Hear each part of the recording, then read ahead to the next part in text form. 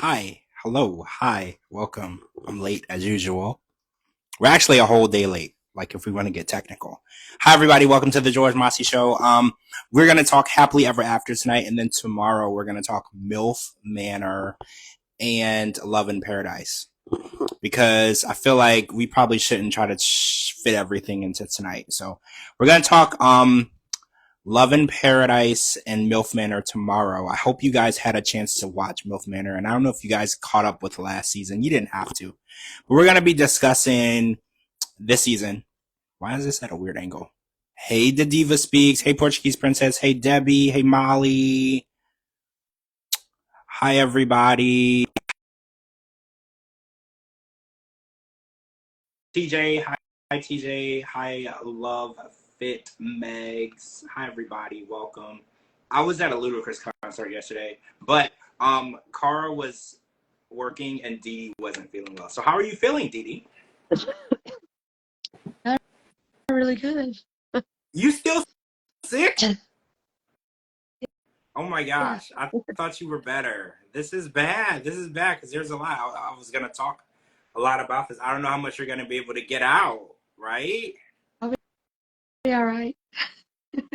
Okay. All right, let me send this to Cara because Cara doesn't be getting notifications from me, so she probably doesn't even know we're live right now. So I'm gonna send this to Cara. So yeah, yesterday, I was at a concert and Cara actually had to work all night and you were sick, so wasn't gonna happen anyway. And there's a lot to talk about, but I'm gonna try. Oh, Cara's here, cool. Because I was like, I'm gonna try to wait for Cara to get here. Hopefully we can make it, but Cara's here. I don't know, Dee. You looking sick right now. Like, I don't know. It comes and goes, so I'll be okay. Okay. Hi. Hello, Cara. How are you? Hi. Good. How are you guys? I'm good. Well, I'm good. I don't know how Dee's doing. She's kind of sick right now. It's fine. I'm texting her. She'll be okay. Yeah, that's all it takes, right? Just the text from. It's gonna be fine. I'll be your voice. So basically, episode 7 aired. There was no Angela and Michael again, and they were also not in the preview for next week. Weird. Even though people have told me they're on the show. So again, I'm confused. I don't know where we're going with this. I've gotten very good sources that tell me they're still on the show. I haven't seen them. I don't know what's going on, and I don't like to. Her live where she told TLC to stick it. I did. I saw her go live. She said FTLC, and then 2 days later, she did an interview with Auntie's Advice. I'm sorry, I don't mean to say her name. With a blogger, and she said, "Pay attention. She's on the show and watch it very closely. You'll see what's going on." So it was very conflicting, right? Like she said she couldn't stand TLC, and then she said that she was going to be on the season. Pay attention, but then again, she wasn't there. Anyway, enough about people who weren't there. There's enough conversation about people who were. So I want to go over this mommy makeover thing again because we talked about it, and then now Twitter has been destroying Lauren, right? Because they feel like, in their opinion, asking Alexi to take over her duties, and then okay, so the one thing that Twitter they've harped on was she's risking everything for like 8 pounds. And I don't know how true that is. I mean, I do know that Lauren doesn't look like she has any extra weight anywhere. But again, we talked about this a couple of weeks ago. It's not about what we see. It's more so about how she feels.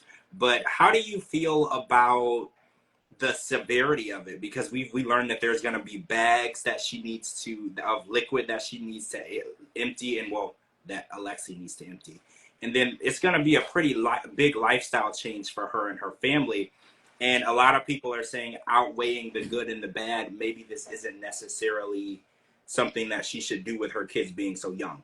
Does it matter? Do you think that her kids' ages plays a part in it? Do you think that having 3 kids under 3 is going to make this a bad time for her to do it? Like, how do you feel?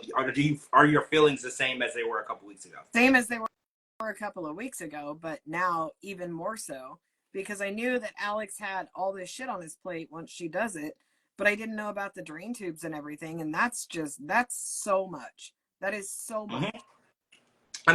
mean, and that's a serious thing. Like, not emptying them properly and not emptying them on time can cause complications. And I think that's putting a lot on his plate, as well as 3 kids under 3. You know, he works, right? So there's going to be a lot of time that he comes home and he's going to be still on the clock, because a lot of mothers explain that to you. Like, they go to work and then they come home and they put in another 10-hour day at home. And I think he's always been, spoiled. A lot of men are spoiled when they come home, and their wives or their spouses, they give them such a easy. Oh wait, TJ says something about FMLA. What's FMLA? Family Medical Leave Act, something like that. But okay, I have a question about that. If you take that, do you get paid? Or is it just time off? Oh, you do get paid. Yeah. But see, I know men qualify for the Family Medical Leave Act when it comes to, like, if they're having a child. Yeah. I don't know that's paternal leave. Oh, so There's paternal maternity leave. there's maternity leave and paternity leave for fathers. So the Family Medical Leave Act is if you have to leave because there's a medical, usually emergency in the family, but he's got to be there to take care of the kids. So I'm sure, I want to say that he would get paid for it, but he made it sound like he wasn't taking any time off, because he said with working full time and taking care of, you wouldn't say with working full time if you were taking the time off. Right. In my opinion. Right. I mean, and I was under the impression, since it's not happening to him, they wouldn't give it to him. And then this is a elective. I know when it comes to elective surgeries, it doesn't fall under emergency anymore. Right. Even I think the only one that really does is like gastric bypass. Yeah. Because that's an elective, but it also falls under emergency, because if you don't do it, your health could deteriorate to the point of where you could be either immobile and even die. So I think that's the one where they've made it, that one does qualify for like leave and disability and stuff like that. Oh, Saf Bunny says that her husband got FMLA. What did he have going on? Or was it for you? Because that's my question. Because is he going to be able to handle dealing with what's done? A lot of men misinterpret or misunderstand the amount of work taking care of a child is. You come home and you don't know what your wife is doing all day. And he kind of said it himself when he said, no bitching at me. You want to do laundry 5 times a day. I'm going to do it once a week, and I don't want to fold it. So, I mean, well, yeah, I mean, part of her job. Keeping up with a household is a full-time job, and then having kids is a full-time job, and doing both. And I guess it's part of being married, but I guess in my opinion, since this isn't an emergency need, I can kind of understand why he's like, well, I'm going to do it, but I'm not going to do it to the extent that you expect. Yeah. I'm not going to do laundry 10 times a week. I'm not going to do dishes every single day. I'm not going to do everything that you think needs to be done. Like, I totally understand that. But at the same time, is it fair for a man to say, oh, well, since this is something you want and not need, I shouldn't have to give my all? Because I feel like women do a lot of things that they don't want to do for men. Right? As in a relationship, how many times does a woman cook or clean or do laundry or iron clothes or clean bathrooms? They don't want to do any of that stuff. So I kind of didn't like the way that he made it seem like, well, since this is something that you want to do and not need, I shouldn't really have to go out of my way, because I feel like in a relationship, you should do the same for each other regardless. But I feel like he was being more of an ass about it just because he's trying to get his point across that I really don't want you to do this. Well, yeah, he kept saying, like, it's not too late for you to change your mind. It's not too late for you to change your mind. And I didn't know if that was coming from a place of concern, because, I've seen too many stories lately where people have had complications. There's been people who passed away from a very easy, routine, elective procedure, right? Yeah. Like they were doing BBLs, or they were doing the fat transfer, where you take fat from somewhere you don't want it and you put it in your butt or whatever, and people have had major issues and complications. So I didn't know if he was trying to talk her out of it because he just doesn't want to step up. Well, I mean, or she's having her face done, like her chin, and you have to realize that she just did her nose right before this, right? So he already had to step up for that. So that's one surgery. So he got a small taste of it. Now she's doing her nose and her hips and her butt and her boobs and all the things. So, Yeah. and she cannot lift. One time, yeah, she already cries like a baby. Yep. I mean, she cries about everything. So just imagine, it's like he's going to have 4 screaming kids for 2 months. Yep. I would be overwhelmed. Yeah. Well, a lot of people said online yesterday that Lauren could just go to the gym. How do y'all feel about that statement? They were like, don't risk it all and don't put your family through this when, you know, it's like 7 or 8 pounds. Like, a lot of people are saying just head down to the gym. They live in a really nice condominium. I know there's a gym there. Do you agree with that statement, or do you think it's insensitive? Because a lot of people are like, girl, just take your ass to the gym and get that body that you want. Going to the gym That's doesn't. insensitive. That's insensitive because she has a right to have the surgery. She has a right to feel beautiful in her own skin. But I think she needs to wait a little bit longer because he's got a lot on his plate. I would wait until the kids were at least in school before I did it. That's a good point. That's a good point. When the kids are in school, that's like a 5, 6, 7 hour break But during the day. she already goes to the gym. She posts on her Instagram all the time that she's Oh. always at the. So she's already going to the gym. But going to the gym doesn't fix your face. It doesn't give you bigger boobs. It doesn't give you a bigger butt. It doesn't do any of that. It firms you up. It tones you up. But she also said that when she had her C-section, muscles were cut and her abs aren't right and all of that. She can go to the gym all she wants. That is not going to fix that. That's something that has to be surgically repaired. So everyone telling her to go to the gym needs to go on her Instagram and read the whole story. Yeah, that's true. I mean, I don't follow her on Instagram. I didn't know her workout routine, but I have heard women say after having a child, bounce, because a lot of people are like, oh, you can just bounce back. A lot of times if there's areas and parts of your body that don't bounce back, right? Like, women are not action figures, right? Like, you don't bounce back. My youngest baby is 22 years old and I'm still trying to lose the baby weight. Really? So, see, I think a lot of people, especially people that don't have kids, and men don't know shit. Yeah. Men like to say, oh, well, you know, you could just go to the gym, because a man's body is not built the same way as a woman's body, because a woman's body produces life and a man's doesn't. So men are like, oh, well, I started eating chicken and lean meats and went to the gym and I lost weight. It's the same situation, because you don't have a uterus, you don't build human life, and you don't know, your body doesn't go through those changes. And I mean, I feel like it's her body. She should be able to do what she wants, but I also feel like it's a huge risk for someone with children so young. yeah. But I'm torn between the two, because if she wants to do it and she can afford it, she has every right to do it. And like Alexi said, it doesn't matter what I think. You know, this is what you want to do. He can't sway her decision in either direction, which I respect him for that, because a lot of husbands would just say no, right? A lot of husbands would just try to say no. More confused by how she found a doctor that would do all of these procedures at once. See, that's the thing about this day and age. Doctors are so willing to do whatever you have the money for. And I think that's where there's a lot of complications and issues lately that we haven't been seeing. Like, in the past, people were able to do these elective surgeries and they didn't have any issues. And now we're seeing a lot of issues. And I think doctors are more willing. If you have the money, they're willing to do whatever you ask. And doctors used to have a little more of a moral compass. Yeah. They used to say, look, you don't need this, or you can do this, but we'll spread it out over time. Like, they're doing her back and her front at the same time. So that's scary, right? That's very scary. Like, you just. And he said that it was a 5 to 6 hour surgery. Yeah. The longer that you're under anesthesia, the worse things can go. Like, that's the one thing I learned about major surgery and these types of surgeries. The longer that you're under, the more things that can go wrong. And, you know, that's, I honestly, in my opinion, I think they should spread it out over time.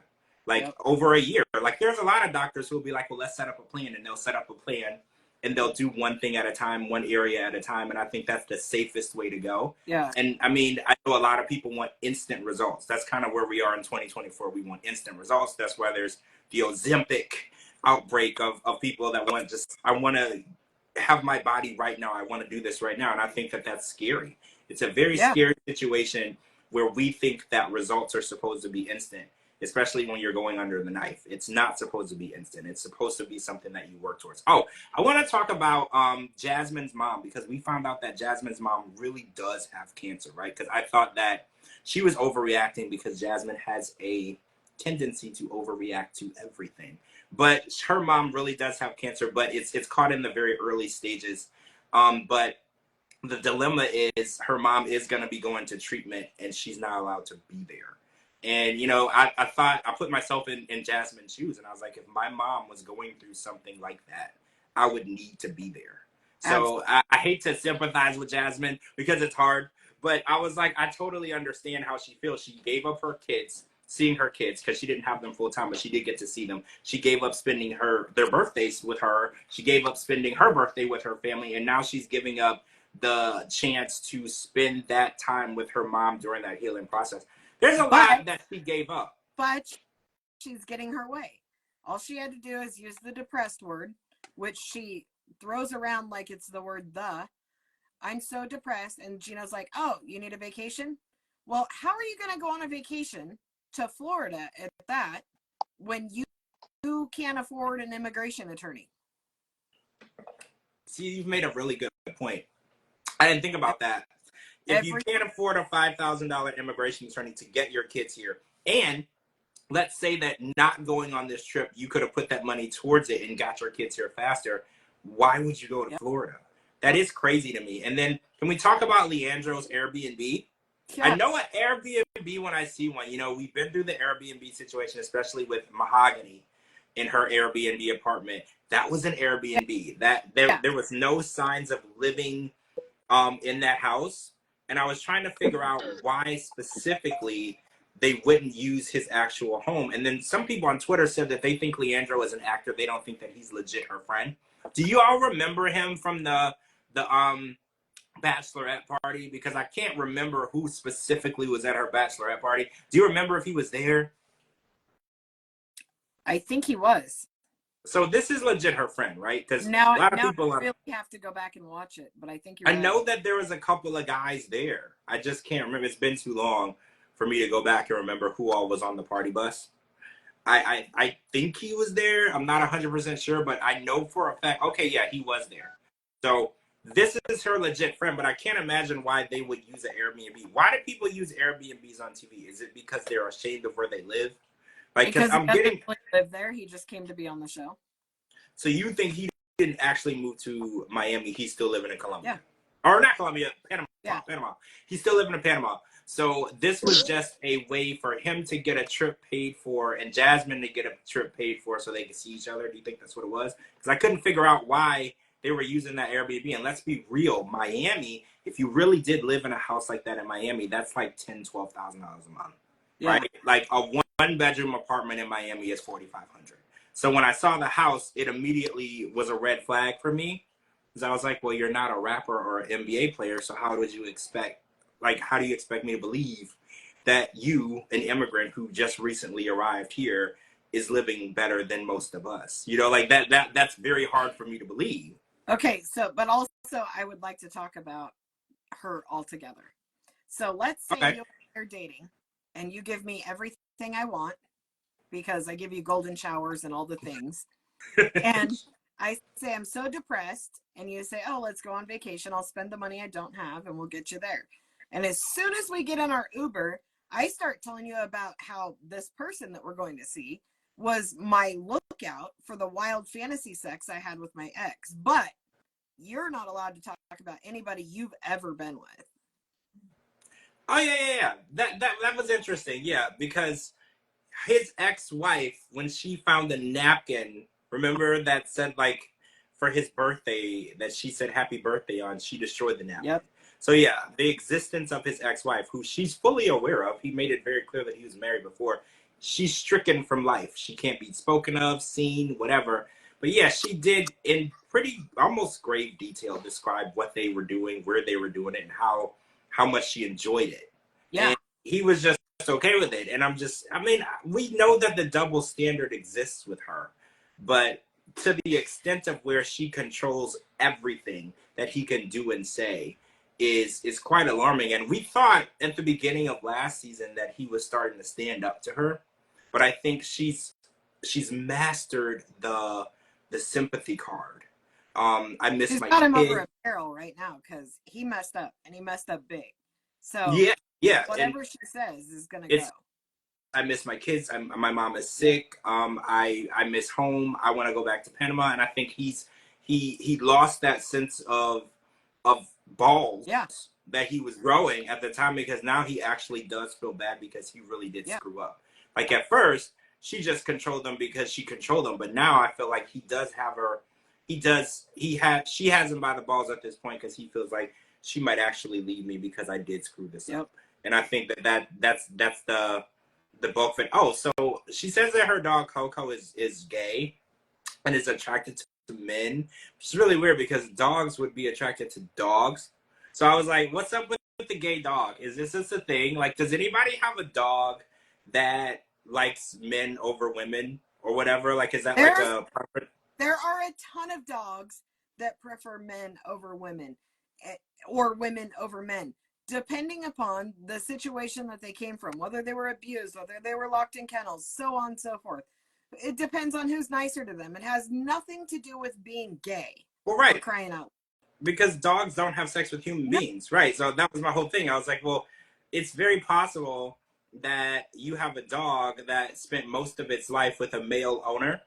So it has like built a trust and bond with males, and hey bestie, hey Kim, and it wants to be around other males, like human males. Dogs specifically don't have a gender when it comes to like people, like dogs gender only applies to other dogs. And can dogs really tell if another dog is a male or a female? I don't know a lot about dogs. Can they really tell? I've seen dogs go and hump stuffed animals. Well, right. Like I don't even think that they have like a real gender orientation, right? Because you have to remember, when it comes to animals, reproduction, sex is only for reproduction. They don't get any. I don't think they get any gratification from it or enjoyment. It's mostly just for reproduction. I'm not a doctor though. I'm not a vet. I can't say that that's like 100% real, but I'm pretty sure humans and animals, it's a completely different process of what you get from it. And I think that I have a lot of animals. They're male and female. Some prefer to hang out with my husband, some prefer to hang out with me. But it's not because they're in love with him. It's because they love him and he takes good care of them. Well, right. We can't make anything serious that Jasmine is saying, right? It's crazy. So Mahmoud finally left Nicole. I was very, very happy with this episode. I don't spend a lot of time on them, but this specific episode and these scenes, she wanted to try, and he was like, "Nah, I want to divorce you." And I was like, "Best decision ever." I was like, "I'm happy that he made the decision to walk away." He was there for 3 days, Cara. 3 days, and the mayhem and chaos and craziness that transpired in those 3 days. Like, I don't even know why he was here in the first place, but one thing I really want to say is I'm happy that he's going back to his country where he belongs. But also, as much as I try not to watch this couple because I'm so against it, they don't get marriage under any circumstance. She says he left and spent $300 on my credit card. You told him to leave, first of all, and that's not just yours, that's your guys's. It's you two together because you're married. So if my husband left and he used my credit card, that's his credit card too. So, well, not only that, but she brought him here. She's fully responsible for him regardless. So if she asked him to leave the only place in this whole country where he's allowed, it's every bit in his right to take her credit card because it's his.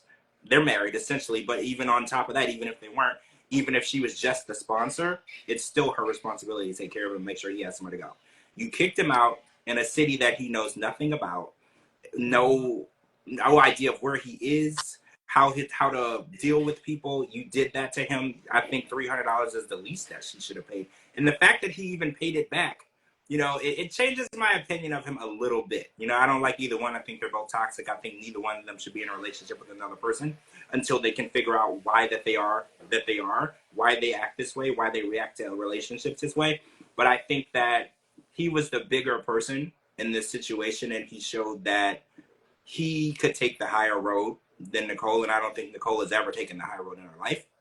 And I think that him getting on a plane, I don't know what happened because we know what transpired after this scene, so I'm assuming he didn't get on a plane right away, because I'm assuming that for some reason he went back to her, and that's where the domestic stuff transpired, unfortunately. But I'm assuming he probably went back because he needs money. You can't just get on an airplane without money, and I'm pretty sure a flight to Egypt from LAX is not $100, well, right? So he doesn't even have a phone, so how's he supposed to book this shit? You Bro, got nowhere to go. Have no phone. right. No, you got. I feel like it should have been the responsibility of production to get him on an airplane. Yeah. And make sure he was back home. And unfortunately, I don't think that's what they did. It's just I think that's and let the police be responsible for him. Yeah, it's unfortunate. That whole situation is unfortunate. Anyway, You know, Kobe and Emily. So Emily had a meeting with Kobe's friends, which went bad. George, What? since they're She's wagging you down. What? I'm glad that they're showing this, because how do we know this? And she's acting like this. How do we know she didn't make up those that he was abusive to her? Yeah, How do we know now that she didn't lie about the whole thing? Because we're seeing a side of her we've never seen before. That's true. Yeah. That's true too. You're right. The way that she reacted and her temper, I think that it definitely is something that I would question. You know, because we've seen Mahmoud in very high tense situations, and we haven't so far on camera seen him react in a violent way. Yeah. Like, he was physically being restrained by her friend, which I thought was completely inappropriate. Absolutely. You know, for a foreign person in a country where they know no one, for you to physically restrain them when they're trying to leave, I think that it was highly inappropriate. And even in that situation, he didn't react in anger. He was very frustrated. He was upset, but there was no violence to it. So I think you're right, Didi. The fact that those allegations were made, there might not be any truth to it at all. You know, she kept saying, like, I gave up so much, and he doesn't have to give up anything. He doesn't have to try. I'm the one who suffers. I'm the one who has to pay. I'm the one who goes through the pain. It's very possible that in her retaliation of him packing his shit to leave, she wanted to get her one last bit of revenge. And that could be exactly where those allegations came from. Again, we don't know that. That's alleged. But it's very possible, because the way that he handled everything that happened in those 3 days, I stand by him being the bigger person. Because now, if you flip the script to when she was in Egypt, had his mom and sister restrained her in the slightest, she would have lost her mind. Oh yeah, absolutely. The way that she would have reacted would have been extremely violent, and actually over there they would have locked her up. Like, over there, you can't act that way over there, so she's lucky that she didn't. But I don't know. They pissed me off. The whole thing is good, but I'm happy that they're done. Also, Ed and Liz are done as well. We're gonna see their face to face. Possibly, we're gonna see their face to face next week. He wanted her to meet in a bar with her daughter, and she wasn't feeling that. So we're gonna see if they actually meet up. It didn't seem like that they were gonna meet up. I don't think she needs to meet up with this dude. I think that, you know, this is the best decision ever made for her without her having to put any input into it. Him walking away from her is the best thing that's ever going to happen to her. And if you follow her on Instagram, if you see her life now, she looks amazing. Her body, she lost weight. She's happy. She's glowing. She's in a good relationship. She's working at Encontro again. She's living the life that she always should have been living without this idiot in her life. So that's the light at the end of the tunnel for me. And I'm hoping, fingers crossed, we never have to see Ed and Liz on TV again. Yep. Right? Like, I'm hoping that this is the end, because I heard that they weren't at the Last Resort again, because, you know, that would be the perfect segue to put them back in the Last Resort. They're not, so hopefully this is it. We have moved forward. We have broken free from this, Ed himself, and I don't have anything against Liz. I just question if she's okay. You know, because in that episode, the only thing she kept saying was, I don't want this to end, and I work so hard to be with him. And I'm thinking, how tough was your life that Ed is that light at the end of the tunnel for you? Like, how tough are things for you that he is the savior in your life? Because I was like, that you literally literally gave up everything you had. You gave up your partnership in the business that you worked so hard to become a partner in. You gave up your house. You essentially left your child behind with summer visitation only. Like, she gave up a lot of shit to be. She gave up more than he has ever thought about giving up. He wouldn't give anything up. That's the whole thing that pisses me off about this whole situation. He wouldn't give up anything for her and never has, never would. So that's why I said I just question why, like, who hurt her to the extent that she thinks that she deserved to be treated this way for so long. Yeah. And that's my only money. thought. It's that TLC money. That's why she held in. Yeah. I mean, yeah, money. It's good money, but it's like, if you get to mistreat me on TV and make me look like this, because I tweeted out, I was like, how low must one feel that Big Ed, is the person who gets to dump you on TV? Like, that must make you feel pretty low, right? Like, of all the people in the world, this guy, Humpty Dumpty himself, right? Like, this guy gets to belittle you. Of all the, like, he should be lucky that anyone is even giving him 5 seconds of their time to even entertain him, and he's like, he gets to make you look bad on TV constantly. Yep. That's like hard for me. But okay, so I want to talk about Kobe and Emily, because Kobe finally stood up to his friends and said that he doesn't want them to come to the wedding if they don't respect the relationship. And y'all know I am 100% on board with people not coming to weddings when they don't agree with the union. I know, Cara, you said that you will go and you will bring your negative energy and spread it all around. But I personally think if I don't agree with the union of two people, I don't want to be there and kind of piss on their parade. With that being said, I'm not going to somebody's wedding that's already married and built a family in another country to bring my negative energy. I just won't go. But if it's Ed and Liz, I'll go to their freaking wedding and spread my energy all over the place. All over. Oh, well, yeah. I mean, that's a different thing, because you know that. Spread my negative energy, but I will choose wisely. Well, that's a different thing, like, because you know that relationship isn't going to work out. That's a different thing. Like, I would go to a relationship that I know is doomed. I would go to the wedding because especially if it's catered, all you got to do is cater an event and send me an invitation and I'm there. I've been to weddings where I knew people weren't going to make it. I've been to family members' weddings where I knew that they weren't going to make it, and they didn't. But the catering was really good.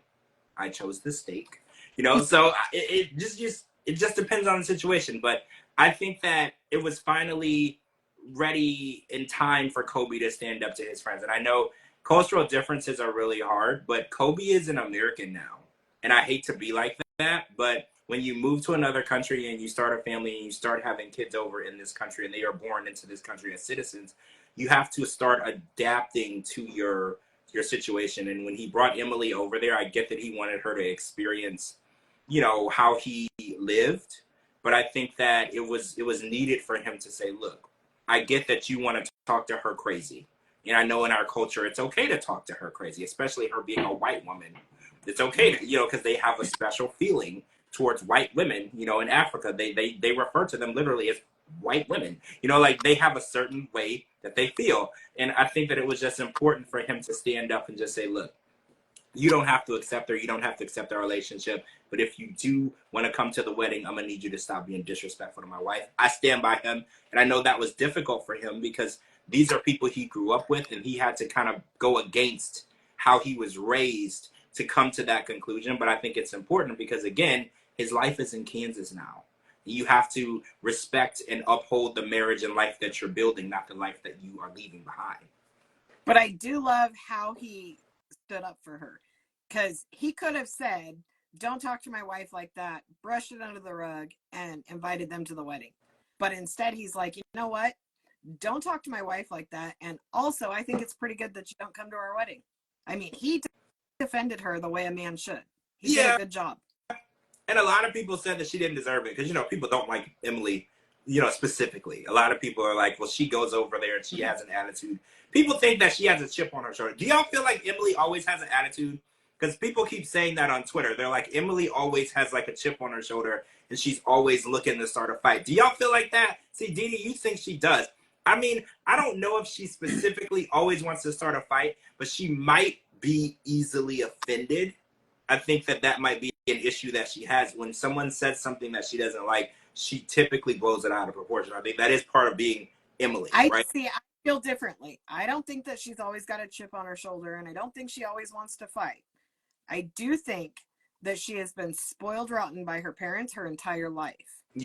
And anytime she needs something, mom and dad are there. And now that she's got Kobe, she feels the same way. That very much comes out in her personality. She doesn't come across as a bitter, angry person. She comes across as a spoiled white woman.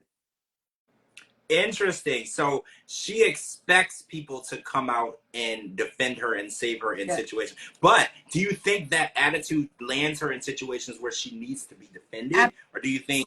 Absolutely. So, yeah, okay. So, yeah, that's what I'm thinking, too. I think that she speaks a little more freely because she knows that there will always be someone to defend her. Yes. And I think I think you nailed it. You're right. I think that she's never had anybody not defend her, so she speaks very freely because she knows even in Africa, somebody was going to stand up for her. Yeah. Somebody was going to take her side.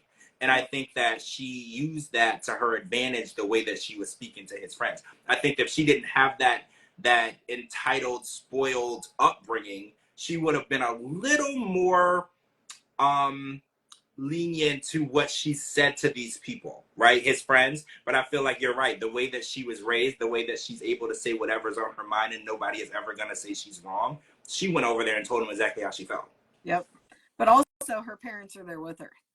So she has a little bit more cushion there too. She's got a whole support system. You're right. She's got a whole support system with her. A lot of times the parents aren't there with you. Usually it's just you. And I think you're a little less prone to be yelling and screaming at people in foreign countries when you don't have people there. Because Emily knows if she gets arrested, her mom and dad are not going to leave her in Africa. She has somebody there that's going to save her. And she knows that she can talk to people, however she feels. I mean, do you feel like it was okay the way that she was talking to them? Because she felt like they kept talking over her. Do you think it was okay for her to start yelling? I feel like a couple of different things there. Number one, I feel like if just Emily and Kobe went to Cameroon, this would have never happened because there's no cameras and no parents. So she had to turn it up a notch for that. As far as her yelling over everyone, they're in a club. There's loud music. I don't care who you're talking to, you're yelling. Yeah, you're right. The club scenes, it's very difficult. I did the club scene, having a conversation. I don't know if y'all know this about me. I'm hard of hearing. I don't hear well. Dee Dee, you probably know because we've hung out in person. You have to talk loudly, and I can read lips, but I don't hear very well. So like at a club, having a conversation with me is like impossible. Like I was a bartender for a lot of years, so part of my language is yelling. Well, yeah, because how else are you going to communicate? There's music and there's people screaming and talking. How else are you going to communicate? So yeah, I mean, a lot of people said that she was out there yelling, but in that sense, in a club, there's no other language tone to use. If you want someone to actually hear you. So I'm all about Emily and Kobe, and I think a lot of people, like he was trending yesterday. They said that he's the king of the good guys. Right now, everybody is Team Kobe. They like the way that he stood up for his wife. They like the way that he, just in general, they just said of this season, he's the good guy. And I think that they're right. Kobe is definitely a stand-up guy. And I like the way he stood up for his wife. Speaking of standing up for your wife, let's talk about Manuel and Ashley real quick because we met Manuel's uncle. Oh my God, I had his name. Now I don't remember his name. He had the mustache. Leonardo? Yeah. He was, Ashley is the one that set up these people, but he was the character, right? Luigi. So Ashley's the one that Mario and Luigi. Yes, I was like, man, you can't make this up. This mustache is crazy. But he met Ashley, and the conversation quickly turned to like Jesus and God and everything. And then he wanted to ask what she did, which is kind of like what she tried to warn Manuel about. He was like, it's pretty difficult to meet someone and not ask them, what they do. And at first I thought she was overreacting, but the conversation did go that way. And it turns out that Manuel's family really are like really, really religious. Like nothing Yes, is not farther from the truth. She could have avoided that. If she's, I mean, it just frustrates me because she's a witch that we all know she's not, but because she's a witch, when someone says, "Are you religious? Do you believe in God?" You can lead with yes. Also, is the spaghetti here good? Like, change that subject. Detour. You can change it. You're 100% right, because I was, this is an old story. I was raised in a religious cult. So religion and talk, for me, when I meet people and within 5 minutes of the conversation, we're talking about God and the Bible, that's a red flag for me, only because I was stuck in a cult for so long. So I am very good at deterring the conversation from that, because I just don't want that to be the basis of a conversation. But hear me out. If I'm a witch and you want to talk Bible to me and you say, "Do you believe in God?" I can say yes and move on. Or I can say, "Yes, and I work with tarot cards and crystals and I burn incense and I got to sage everything and then I have sex in the bathroom and everything's fine. How's your day going?" That's not how that works. None of this works that way. Not even a little, right? And none of this. I feel like, I'm going to throw this out there, that Ashley has like this weird obsession with telling people she's a witch. Yes. Like, because I was talking about this yesterday. You mean Ashley has a weird obsession with thinking she's a witch? And telling other people that. Yeah, because I was like, okay, so I removed the witch part from the situation. I was like, okay, so say I'm dating this girl and she's a stripper, right?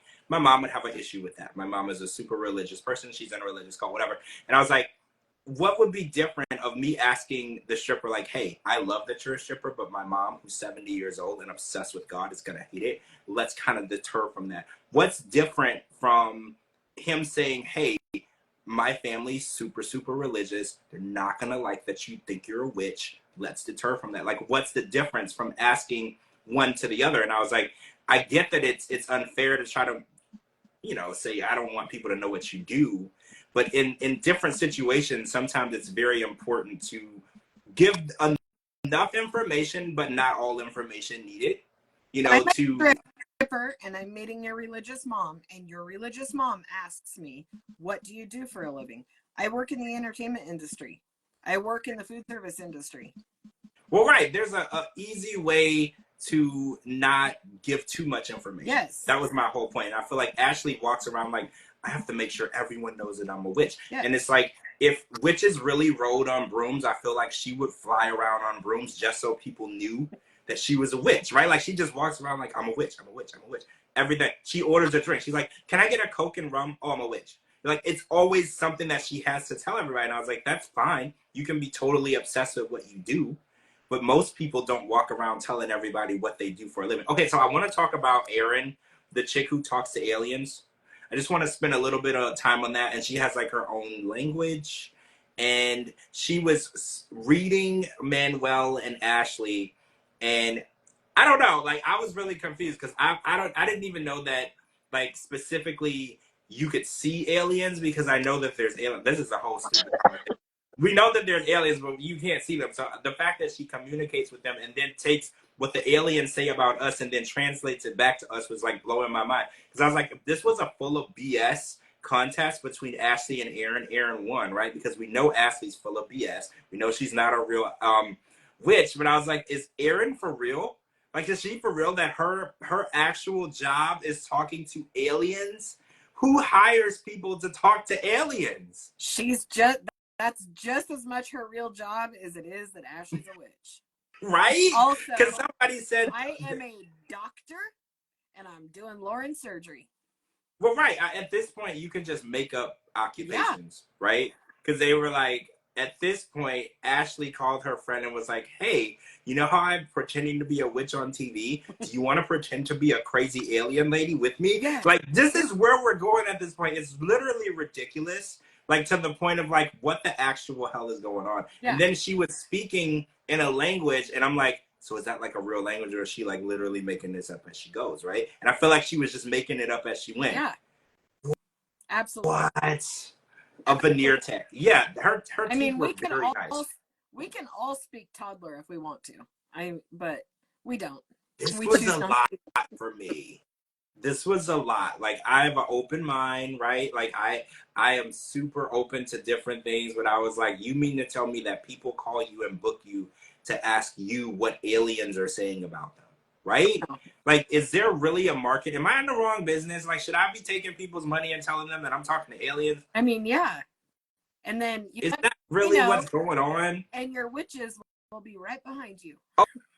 Okay, so I want to talk about Jose, right? Because Thais had a side eye most of this episode, and the side eye was actually warranted. A lot of people said that Thais is a side eye human being, like she's always side eye, Josh, Yeah. she's side eye everybody. This was really actually warranted this episode because Jose, who is Patrick's dad, is kind of a a-hole.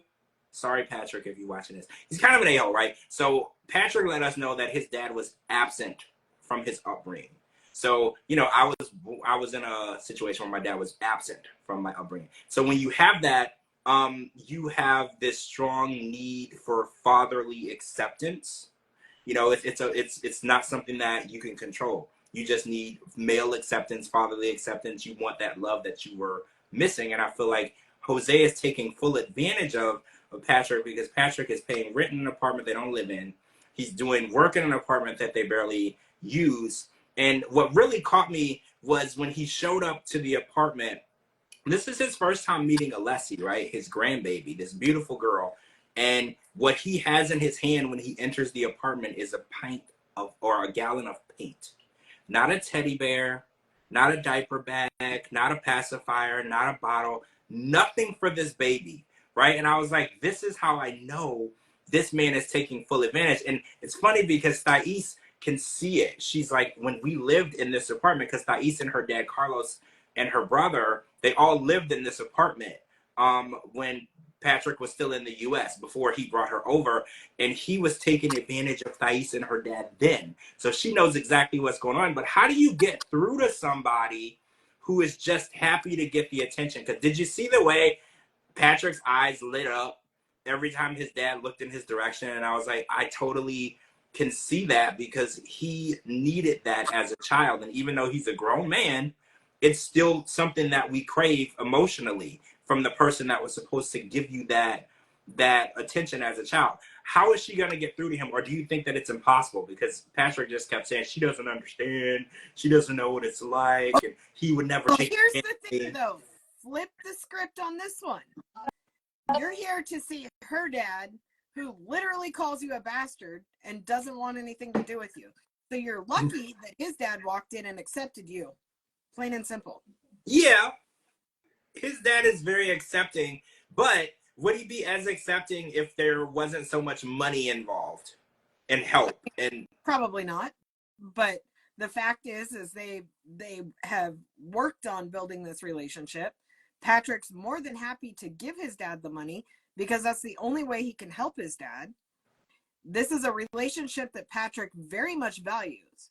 Thais doesn't understand that because she doesn't value the relationship with her father the way that Patrick does. Otherwise, she would have taken dad's advice.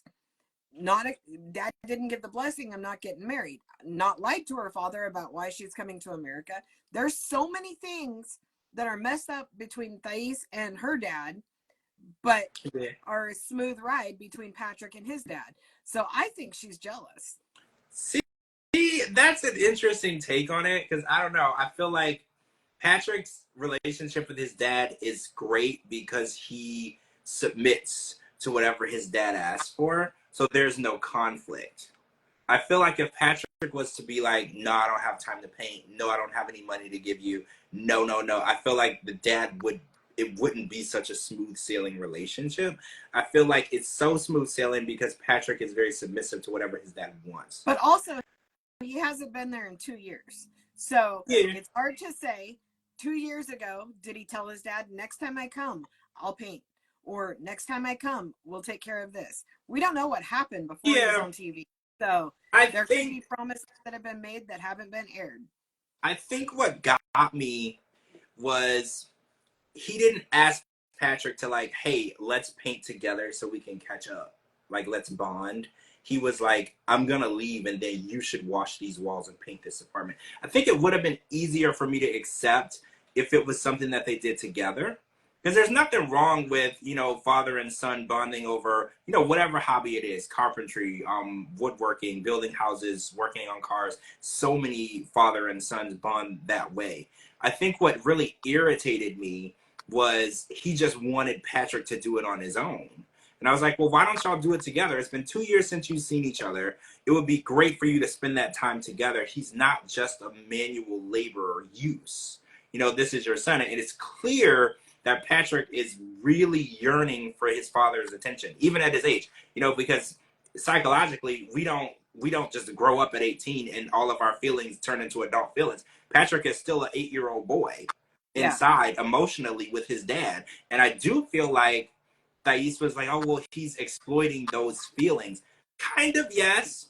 Kind of, yes. Like, I feel like his dad knows that Patrick was literally a bird eating out of his hand because that attention that he's yearning, he's finally getting, even this late in life. And I don't know.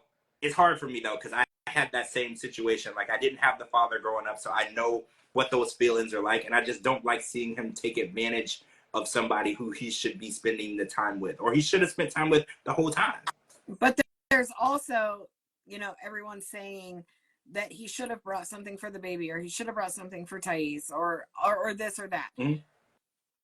Also, he probably shouldn't have came the first night after Patrick preached about wanting to just be with her.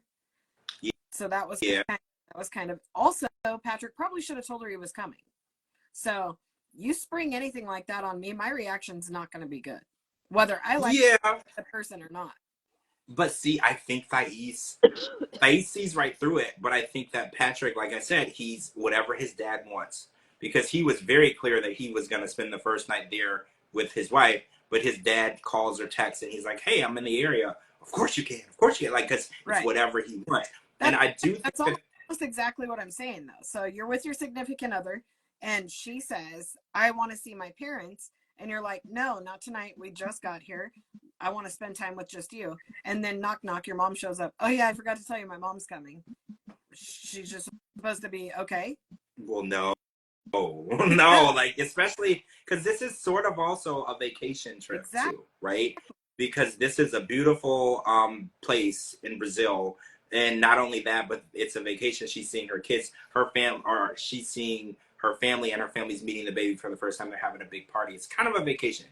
And, you know, the idea of bringing people into the apartment or bringing people over before you should, I think it's crazy. You know, I think that this whole situation, I'm kind of ready for John to get there because I feel like John will be better able and better equipped to maneuver through this type of situation. Like Thais, she's not going to speak up.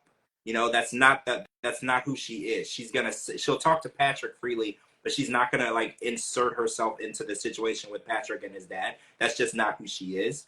But the whole look of side-eye that she gave the whole episode, I was just like, I could tell how this has been building up for some time. This isn't something that just started. She don't like this man. And when it was just for me, when he showed up empty-handed but with paint, I was like, see, that's too much for me. This is your grandbaby. You're meeting her for the first time. Just buy her a teddy bear. They cost like $10. Yeah. You know, just show that you're excited. I mean, don't get me wrong. He spent time. He held her. He interacted with her. That's great. But after 2 years of anticipation of meeting this person, you know, there's just, I know people, Cara, you probably know a little bit about this too, who find out that they're going to be a grandparent or a parent. They start buying stuff within like a week, right? Oh my God.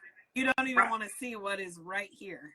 I know, because you know, and we're talking months and months out, but you are already in that space. I have so much stuff. My Amazon driver congratulated me on my new baby. See, that's what I'm saying. Like, he had 2 years to anticipate the meeting of this baby and showed up with nothing. And that just really, it broke my heart of anything because I just wanted him to, because I have one rule. When it comes to parenting, if you weren't the best possible parent and you weren't physically there for your kids when they were younger, you always have a second chance when it comes to grandkids. Yeah.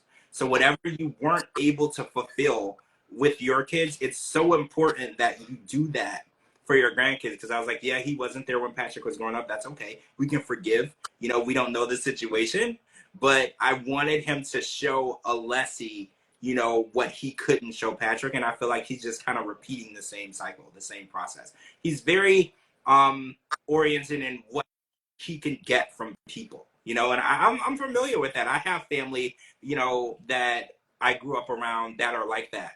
You know, whatever they can get from you, especially if you're doing better than them, you're a sense of a benefit to them. And I don't like that dynamic when it comes to family. And I just really hope that he would change for the grandbaby, because, you know, you get 2 tries. You know, if you don't get it right with your kid, you have 100% of a second chance with those grandbabies. And I see so many times people, they redeem themselves 100 times over when it comes to them becoming a grandparent. Yep, I agree. All right, guys, so we're going to wrap tonight. So we're going to come back tomorrow because MILF Manor and Love in Paradise, I watched both, but we don't have a lot of time tonight. But I figured since both are 1-hour shows, we could do them both tomorrow. We can knock that out. Hey, Jamie, I'm glad you got your Instagram account back. I was super worried. So, yeah, we're going to come back tomorrow, and we're going to do a MILF Manor recap, which I'm really excited about. Everybody is going to get really weird and strange, but it's going to be fun. And then we're going to talk about Love in Paradise, which aired tonight, which I already saw, but I'm not going to talk about because I know Dee Dee didn't watch it yet. So we're going to come back tomorrow night. I'll tell you guys what time soon. I'll post it on my story. And then we're going to come back and talk about that. And then next week for episode 8, we'll be back on Sunday at our regular scheduled time for Happily Ever After show. Thanks for everybody for joining. Make sure you're following my co-host. Yeah, MILF Manor. I watched it. I'm sorry. I know a lot of people were like, I can't. But I will say this, the twist isn't the same that the twist was last year. A lot of people were very turned off by that, and they felt that it was gross. It's different. I'm just going to say that until we get into it next week. So make sure you're following both my co-hosts, Cara and Dee Dee. I couldn't do any of this without them. It's very important that you follow them both. Follow me on all social media platforms, at George Mossey, GeorgeMossey.com. Anywhere you get your podcast, type in The George Mossey Show. Thanks for joining us tonight. Everybody have a wonderful night, and we'll talk to you all really soon. See you tomorrow. Bye. Bye.